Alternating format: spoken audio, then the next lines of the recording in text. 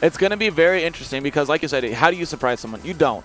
Unless you are holding back in your friendly play sessions that, you know, hampers your own grind, you're not gonna surprise anyone. CakeAssault, though, has been playing so beautifully consistently this entire season that it's going to be more difficult than ever to even find a situation where you can surprise someone, let alone have a trick hidden up your sleeve. But, you know, this is the time to just empty out every sleeve of everything you've got. We're at Grand Finals here at Double Down.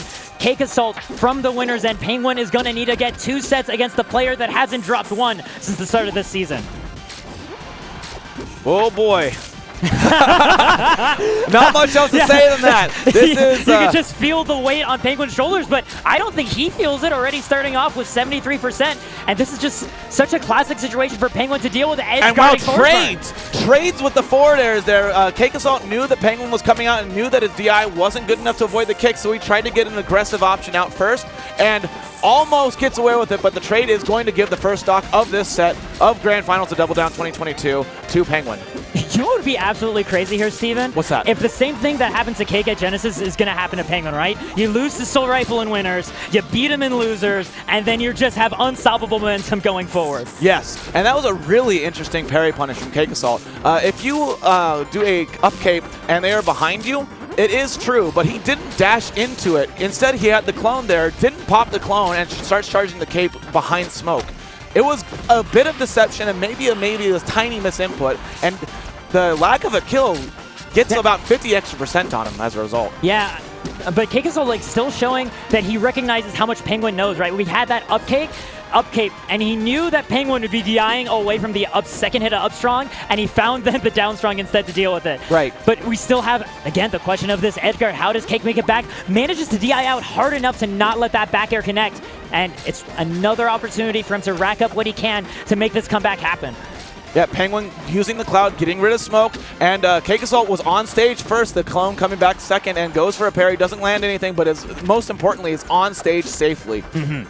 Penguin prioritizing the smoke, but not prioritizing the Forsburn there, as CakeAssault is now primed to maybe take a lead in this game. We have the full stacks of Combust ready to go. The attempt to parry the cloud, which Penguin swoops in with that cloud kick. One thing you'll notice about CakeAssault in this matchup is he goes for a parry on every single cloud throw Penguin does. He says he always tries to parry that cloud. So he does it in the most interesting ways, though, that makes him safe when he misses the parry.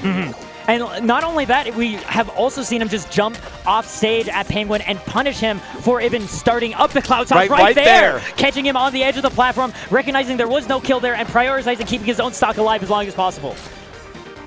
Wow, going really deep trying to find the stock. CakeAssault at 182. A lot of these combos into kills aren't going to do it, but killing the clone in the same fell swoop as CakeAssault came in, doesn't give CakeAssault the action ability that he was expecting. Right, it was specifically because that up smash is a multi-hit, right? So you kill the clone, and then the next hit gets rid of the cloud, and then the next hit catches Forsburn. Exactly. And now, CakeAssault's Forsburn throwing smoke everywhere. It's been a war of attrition trying to get rid of the ability to hide behind this smoke. He's been spreading smoke more and more in ways that has been almost... the chase! Not going to even need the last bit of follow-up. Cake just a little bit off with his DI. We were talking earlier, this tends to be something that he is so clean at. We saw him at Genesis live until 200% against Penguin. And I got to think that so let's watch this here. If he survives this kick, will Penguin get a follow-up? Right, just moment by moment. Here comes the double jump. Yes, if he survives that, Penguin is there. Yeah, if he survives, Penguin is there, 100%. And that's not even bad DI on the forward air. That's just getting caught by the combo starter in the wrong spot. Had he been maybe a roll distant further in on stage, he would been able to survive no problem. So Penguin doing a great job. Yeah, Penguin taking the first game against CakeAssault. Troutpool Pond being the counter pick here. This is a stage that, I think it works well for both of these players, to be honest. We do have such great platform movement coming out from Penguin, but with these platforms being at this height, I know that CakeAssault gets a lot of ladders here, and the platform placement helping his recovery, which is something he's been struggling with. Yeah, so this stage has been a favorite counter pick for Forsburns for quite some time. The overhanging platforms help a lot with recovery, which, as you can tell, against a character like Absa, you're going to need all the help you can get. And but it's the parry on the cloud, just like you talked about. CakeAssault always looking for it whenever it presents itself, but Penguin just barely squeaking out of the second hit of up smash. Goes for a second cape, and yeah, Penguin not faltering on the DI. And that's been something that I've been seeing CakeAssault get on everybody else, is the 1-2 hit of that up strong. Seeing Penguin be the one person who defies it, it just goes to show how valuable that experience gets. He basically says, okay, I know you're ready for the first one, but how about the second one? And Penguin every single time has been ready for that second one. Cake trying to stay just around this corner. There we go. The That'll down strong off it is going to round that out. And CakeAssault now even stocks here on his counter pick. And Penguin riding the momentum of beating a little bit of a bracket demon. And now in a great spot to finish his second stock with the multiple kicks. CakeAssault down a full stock. That was an early percent stock. That was 34%, I believe, when that chain started. Yeah, and it's just every once in a while you get put in these spots by Absa where it's like you're in trouble if you do, you're in trouble if you don't. And wow, the aggressive forward air to get the recovery. That teleport by CakeAssault was smart because he had the option of going to the cloud, so he thought Penguin would try to cover that. And then Penguin was smart enough to say, no, no, no, you're not getting back on the stage. No. You just hit me, so you're going to want to be safe on stage. And Penguin comes back and actually pushed him back off. Goes for the charged cape, and doesn't find anything, retreats to the top platform, and now finds the opening to punish the recovery. It's a little bit of Penguin using the same strength of the stage to his own benefit, too. That double jump back air is going to close out the stock for CakeAssault, but we're seeing these quick attack cancels along the outer ledges, right? So that Penguin can make his recovery as safe and stallable as possible. And I also want to point out the amazing use of backing off several times in a row and then doing a double jump while surrounded by smoke, so Penguin doesn't know the double jump's coming. It is not going to be enough, though, as Penguin gets a little bit of a parry bait. CakeAssault may be thinking, he's going to go for an up tilt here, which is a very common option right under platform, right?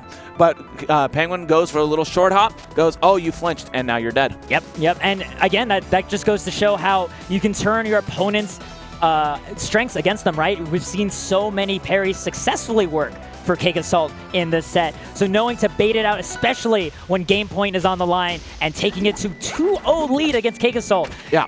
I mean, we've harped on it over and over, and I'll say it again, CakeAssault has not dropped a set this season. And that is just a level of dominance that we are not used to seeing ever in Rivals of Aether.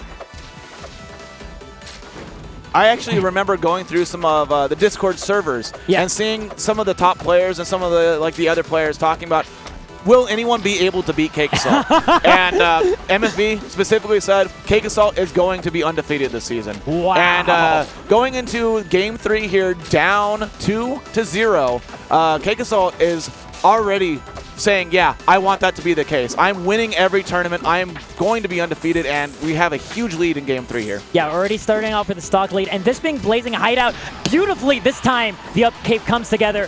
I think part of the motivation here with Blazing, it's two directions, right? The first is Cake's been having so much trouble dying far enough away from these kicks without actually dying to the blast zone. Largest side blast zones in the game. And the second thing is he can still get some great plat drops off of this high platform while being out of range of Absa's pressure. Yep. And down strong for CakeAssault is still going to be just as great, or the up smash as we just saw earlier. Yeah, one thing that we saw at Trouble Pond is, you get a better recovery as a result of the overhanging plats, but that one stock that started at a 34% kick was only made possible because of the overhanging plats giving Absa the extension.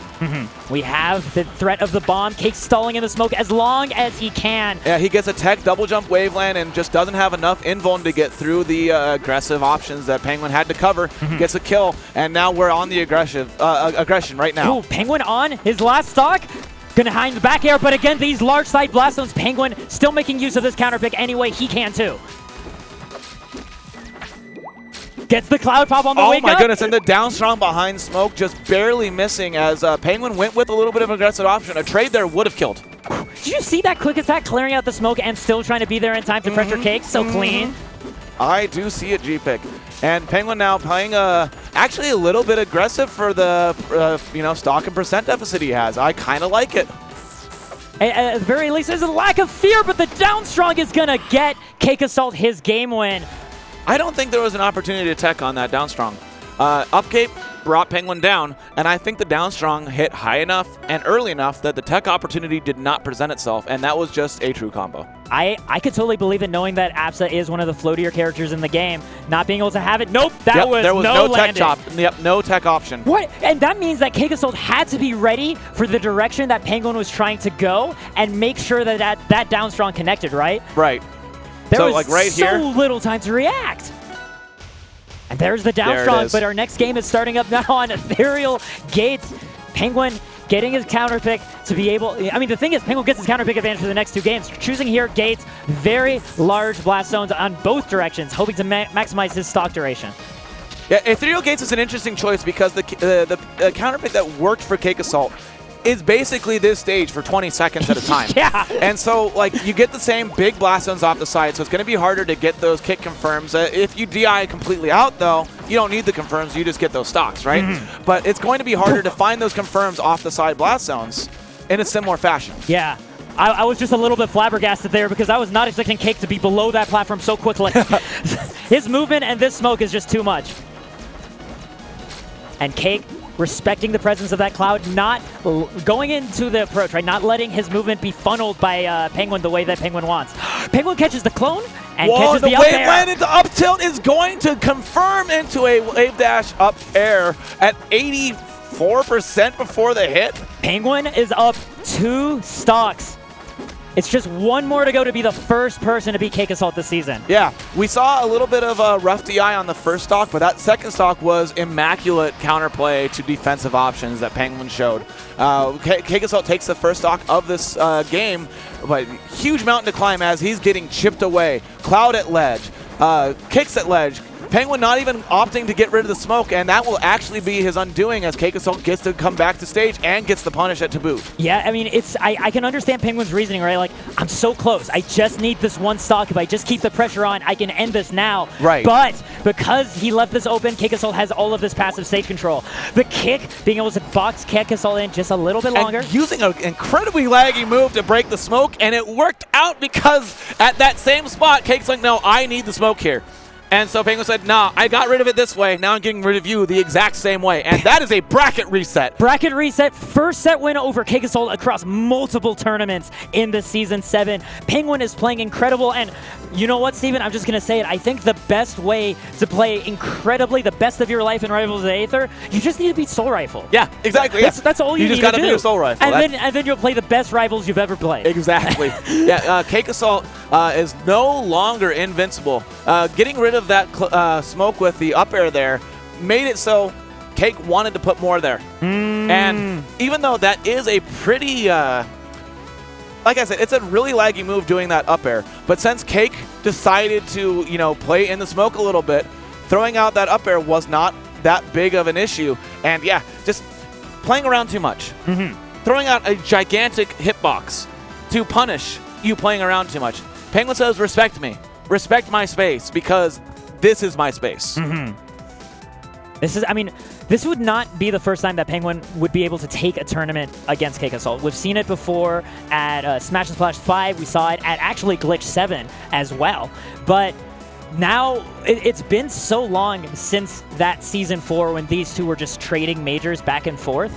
To be able to be in that position now in Season 7, to get to trade with your training partner, that would be such a huge turnaround, especially considering, I would imagine Penguin was at like the lowest point after losing to Soul Rifle yesterday, but turning it around into an incredible win just in the first game of Grand Finals, first set of Grand Finals. You have Penguin coming off of a 7th place, his lowest finish at a LAN ever. Yes. You have Penguin coming off of several losses, 3-0.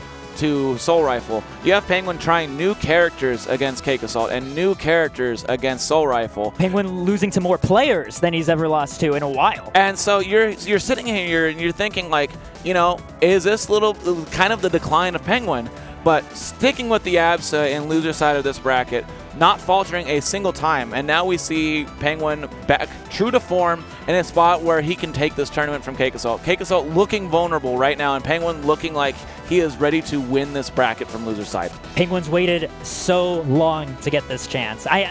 Normally the story is, right, we say CakeAssault enters in losers. That's the plan going as expected. And Penguin waits in winner's side of Grants, right? So this is a turnaround where now Penguin is the one having to fight from losers, having to be the one to make the losers run and making it work even still.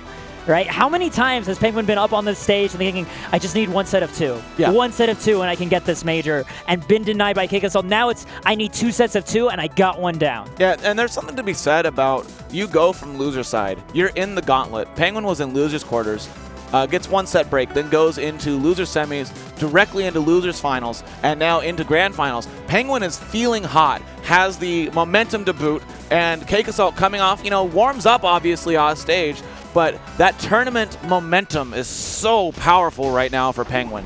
And we have Julesvale as the first pick of true finals. Both players having dropped a set of this tournament, but only one of them will be going double down. Oh my goodness, yeah, so we started here on the last set, and Penguin was able to secure a victory through a little bit of a war of attrition. Yes. This was a very close game 1, and it could have gone either way. I am almost of the opinion that whoever wins this game is going to win this set. I absolutely believe it, not just because of the player momentum aspect, but just counterpick advantage. The counterpick wars are very real between friends. We have the first smoke and hail, and Penguin's so careful with the recovery. Notice no double jump cloud either, right? CakeAssault was trying to position himself on the ground to be ready to parry that. Yeah, and it's very interesting. CakeAssault does not find many options to get in hails against Penguin. Penguin does not let Cake get away with that, and so finding a little cheeky turnaround down special. Just the very edge of the hurt box. Penguin lining up that bomb and getting such a great first kill for the set. Something that's also rare is we don't see a lot of down specials connect against CakeAssault either. That is a very, very important stock as Penguin takes the first one of the reset, carrying the momentum once again into the new set. Yeah, usually when I think of the Absas using down specials, it's Protagify who comes to mind much more than Penguin. So Penguin having the ability to pull out that new option and get that level of success is so big. Yeah, we saw it once against Soul Rifle with the self-down special, but now with the the placement and the stage control that a ticking time bomb can give you, got a gigantic lead as a result. CakeAssault over 100% on his second stock. Yeah, this is so many different apps. It confirms. Oh, tries to get the down strong. That'll be it. Yeah, it's so hard to DI, and it's also fast enough for Penguin to find the parry and the up strong right afterwards. Gets rid of. I love that cloud placement. Right, divides the smoke into 2 distinct chunks, making it harder for Forsburn to hide in there.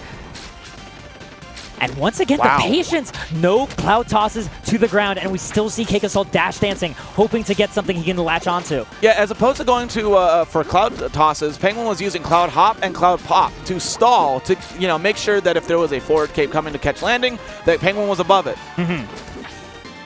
And I was about to say the name of the game for Penguin right now is chip damage. CakeAssault did not let that happen. Right, and that's just the power of the smoke, right? How can you possibly play neutral when you don't know where your opponent is? He's a deception character, G-Pick. You don't. That's the answer. Exactly. And there's one inhale. Wait for the I think empty a parry! land! The empty land! What a beautiful decision by CakeAssault. Yeah, but he doesn't get anything off of it. Penguin was not able to be punished for that roll, and now Penguin has his cloud to cover that double jump height. Yeah, wow, Resets what a perfect resources. cancel of... so CakeAssault started that recovery with Clone on cooldown. Just barely missed space, and the back air is not going to kill. Penguin holds on to life. Usually Penguin is so good about barely outspacing it. Good DI by Cake, not going in with the drift of that down air, and Penguin knows not even to look for the down air in that situation either. So much respect. I love that Penguin, when going for that really low edge guard, recognizes the danger of Cake, so throws the cloud towards the smoke to stop recovery as opposed to going for more aggression. Oh, and just hanging around the smoke right now. Both players setting up their little friends. The up, no, once again. Up strong and a down strong. Not just up strong and the down strong. Up strong running after the drift and the down strong right afterwards. CakeAssault having to get every little bit that he can. That's Cake being such a useful anti-air, and more importantly, an anti-air that leads into a kill. And not only that, but I want to point out that once again, Absa's double jump starts downwards. So the way to get out of that is being able to air dodge. Double jump is frame 1, air dodge is frame 3. Yeah. And so it is even more tight for Absa to get out of that confirm than any other character. That makes this just so much harder for her, right? A few of the drawbacks of her having otherwise such floaty and free air movement. Yeah, you see the double jump starting downwards actually coming to play quite a bit at a top level here. And now we're going to the counter pick that Penguin won the first set with on Ethereal Gates. I mean, to be honest, I totally get it, right? Like, this is the stage you most recently feel really good about. You want to be able to recreate that. And but right now, I don't know if Penguin's going to get that chance. The charge this time. Once again, up cape into down strong. Penguin needs to figure out a way to avoid these setups. Whether that's just staying off of Forsburn's head, but That's maybe. It. No, what a. Okay, so we talked about this as the reason that it might have been a weird counter pick last set. He's able to drift out now. Yes. He was not able to do that on any other stage except for Blazing Hideout. And this stage has huge side blast zones. Huge. Massive. Oh, catches Cake right at the wall with that down tilt, sending him so far out. But Cake is still just stubbornly holding on to this. And at this point, Penguin's like, let me just get rid of just a little bit more of the smoke. Maybe I can finally kill you. The down strong. Down strong will do it. Wow. That is a move that you do not see kill very often. It can be pretty tricky to DI, though, as ASDI during the hitbox movement. Can be tricky. It influences which side you pop out, so you need to be really careful to adjust your DI on the fly to account for that. Right. And so the name of the game of Penguin has been chip damage when you have a stock lead. Penguin had to get chip damage that entire edge guard to just find that kill. Right. Oh, not able to gets a little bit of a dash attack off that tech chase, but right afterwards, CakeAssault again covering this landing and getting another stop. Yeah, upcape has proved to be CakeAssault's best friend in this set in particular. We saw it come out against Soul Rifle, but against Penguin, Cake's gonna have to pay it royalties at this point. Just waiting. The stall with the smoke. Yes. Gives him the option to drop down with the dare spike. Right, because when Forsburn teleports into that smoke, he refreshes his double jump, and he's completely actionable. It lets you hang out in smoke much longer than any other place. So not only did he go into the smoke and get a double jump back, he then also threw out another neutral special, right? So he did clone pop, and then did another neutral special, and all of that is stalling.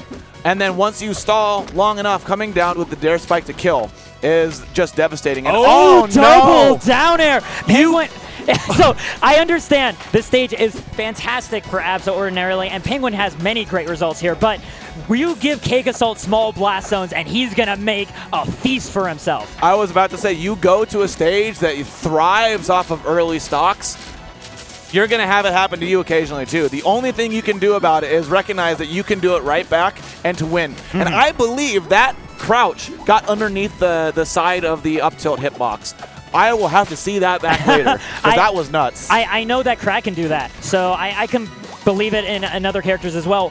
CakeAssault not really sticking too close to the ledge either. I think he's just feeling a lot more confident in terms of making these openings, and especially when he gets rewarded so much for them, I can't blame him. Yeah, and CakeAssault going for multiple upcapes in a row and gets the charge on the down strong. Starts charging before the tech roll even comes out. CakeAssault is in his teammate's head. Yeah, he went for several upcapes in a row. Penguin's obviously afraid of that upcape situation, so now he's like, you're so afraid you're going to start rolling away from me, and starts charging the down strong in anticipation of the panic. This is now Penguin's last stock. If this dream story is going to come together, it has to start with that. Penguin has 2 more stocks to take if he wants to get a major win over CakeAssault.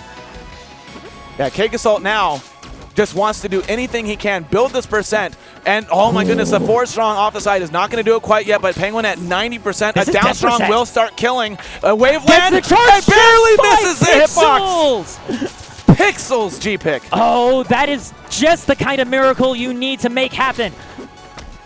Oh, there it is. There it is. But sometimes you just anti-air down strong, and CakeAssault is going to win. Double down. Once again, winning, keeping his tournament streak perfect. First place at every single place. He can bleed. People can maybe beat him. He can bleed. But who can beat him twice now is what we have to wonder. Penguin made an incredible statement this event, being able to prove that it's possible, being able to prove that he's the one to do it. Right. But CakeAssault is still just on that other level. You somehow can take one set against him, sure, but how do you take 2 when he is just so thoroughly? Yeah, he is the best to do it, proving it time and time again. And CakeAssault coming into the reset, going into that last set, and Penguin with the huge momentum. Penguin opens up the reset in Game 1 on Jules Vale with that same momentum, and it's looking scary for CakeAssault. But Cake composes himself and ends it in a 3-0. And like the degrees to which a lot of those victories were coming together, right? It actually was reminding me of their sets at Genesis 8, right? Where like every single one of those games was like a 2-stock for CakeAssault. It wasn't just a 6-0. It was a statement. Yeah, it wasn't a competition, it felt like. Yeah. Yeah, CakeAssault maybe needed that wake-up call, being on top for so long and not even losing sets this season, realizes, uh-oh, I'm getting challenged again. Yeah. And my goodness, was that a challenge? But yeah, the reset, all CakeAssault. Yep. What a monster. For years he's been doing it. Broza and I can never forget watching him win Shine 2018 right after taking his SATs. Such a young age, finding that success and keeping it going well into his college career. So cool to see, man. And it's been an absolute treat watching all of these players grow up over the years at so many lovely events like here at Double Down. And of course, this event wouldn't be possible without so many other people. And we want to just give you some time to know how you can support the people that support us. And you can start, if you want, by going to their merch store for Double Down. Oh, is this not working? Hey, here we go. No. I'm sorry, I am terrible with technology. Oh, you are totally fine. But anyway, go to the merch store for Double Down. This thing closes on Monday. You have just hours to be able to snag yourself one of these clean shirts. These are the sort of gamer apparel that I want to see more often. Things I can wear around people that don't even know what games are if they're not Pac-Man. And I mean, they will know gambling at the very least, and they will know Vegas, and being able to rock, some clean card suits and other such slot machine designs is really, really nice and taps into that reckless, high adrenaline feeling of playing fighting games. You want to go check out that shop before it closes at start.gg/doubledown/shop. Additionally, another huge sponsor for this event has been Metafy. You want to get on that stage. You want to play at that level. These players all started from the beginning, too. They all started online, actually. They started in their bedroom and worked their way up here, and you can get there, too, with their help with Metafy.gg. I do want to point out that both CakeAssault and Penguin did have a coach for the majority of their rise. Yes. You can't get there alone sometimes. And while some players do, Metafy is a amazing platform for you to be able to find that coaching, find that extra little insight that you may be missing. Yes. And that's honestly such a great use of that service to be able to make that difference. So definitely check it out. Use that promo code DOUBLE20 and find your coach today.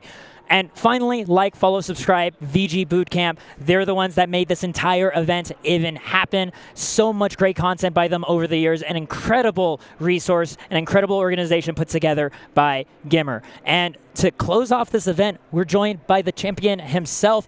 Or can you talk? Or is your he cannot talk quite yet. Here, how about this? Okay. I'll do hand. Yeah, you'll do the hand motions, right? Tell you what, G-Pick, I'm going to let you interview our champion. Oh, okay. Thank you very much, Steven. And got ourselves a headset for you there. Hello. Thank you. Thank you. Congratulations, first off, Cake, for your excellent win here today. So I'm actually really curious because up until now, you've been just untouchable, right? You haven't dropped sets online or offline ever since the season started back with Goaty, right? Yeah, I guess so. You haven't even noticed your streak, man? I had to think about it. I mean, I didn't really think about the streak until I think last night Durai was like, when's the last time that you dropped like a big tournament? And I was thinking about it, and he was like, include online. And I was like, well, that should drop it. And then I thought about it, and I was like, it didn't. It started at Riptide, and then it was Heatwave, yeah, and then it was Genesis, and then it was the online RCS. Oh, yeah, Goaty. Yeah, Goaty, the online RCS. There was ZB's controversial bracket, and this. Yeah, no? and this as well. And Gommel as well. You also took that. Yeah, it's true. So, I mean, I've just been kind of wondering, like, what do you have anything to attribute, like, this sudden, like, especially considering, like, you didn't just win all those events for a while, like, you actually weren't even dropping sets anymore. You were just in winners' grands and winning it outright. Yeah. So before Riptide and like the online season, I was including a lot of new things to my gameplay. just like for certain scenarios, you know, I'm solving those scenarios, you know, slowly one by one until I've like kind of implemented, I think, as much as I can with Forsburn. And then when offline came back, you know, it started with the Riptide, my improvement started with no longer solving those specific situations. Like I can optimize this a little bit more and more about how can I beat the player I'm playing against instead of the character. Which my neutrals improved a lot because of it. I think I'm much better at reading the opponent and conditioning them. Doing jab, jab, down tilt to help condition them. Using F smash for conditioning. And yeah, I'm just a lot of grinding and trying to look more at the players now. Yeah, and I can definitely see it just with the degree of like your turnarounds just from set to set against people, right? Somebody beats you and then you just swiftly 3-0 them the next time you fight them. Just speaks to a huge amount of adjustment and observations on your end. Yeah. And it's the other thing I wanted to ask you about too is just about how Penguin played today, right? The fact that he managed to not just beat Soul Rifle, but then actually took a set against you and made that grand finals look competitive. Yeah, I wasn't too worried about his Absa going into it because of my recent track record against his Absa, even beating them in the online tournaments where I'm normally not as good. He played amazing. And then I made some of my own adjustments. But I'm really happy that he beat Soul Rifle, because you know I kind of want to uphold like the me #1, Penguin #2. Like we're trying to lock that down. Yeah. And I gave him a lot of coaching right before his set against Soul Rifle. And I saw him implement all of it, and it was amazing. I've never been so proud of a player before. So, I mean, that's kind of the great thing is you support each other so much, and then right afterwards he beats you set 1, and it's just like, oh man, did I mess up? That's exactly what I was thinking. I lose the first set, and then I'm like, did I do that? Like, am I going to lose the tournament because? So I have my own pet theory that I'm officially started now, which is the secret to playing the best in your life. You just beat Soul Rifle. And then because you did it at Genesis, and then you played super clean, and then now Penguin did it and played really, really nice. Bro. Soul Rifle just brings out the best in his opponents. He's the martyr. He's gotta die for us to. The sacrifice. Yeah. I could totally see it. Do you, so looking out for the rest of the season, is your eye still just on dealing with Penguin and Soul Rifle? Are there other players that are up and coming that are catching on to your attention too?